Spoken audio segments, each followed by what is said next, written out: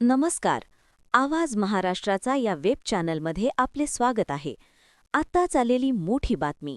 अहिल्यानगर शहरात मुकुंदनगर भागात देशातील विविध भागातून आलेल्या एटीएस पथकांची तपासणीची कारवाई सुरू. मध्यरात्रीपासून काही एटीएस पथकांची मुकुंदनगर भागात तपासणी कारवाई सुरू असल्याची प्राथमिक माहिती. स्थानिक गुन्हे शाखेचे तसेच भिंगार पोलीस मदतीला. मात्र अत्यंत गोपनीय पद्धतीने मुकुंदनगरच्या विविध भागात लोकांची चौकशी सुरू. मुकुंदनगर हा मुस्लिम बहुल भाग म्हणून ओळखला जातो.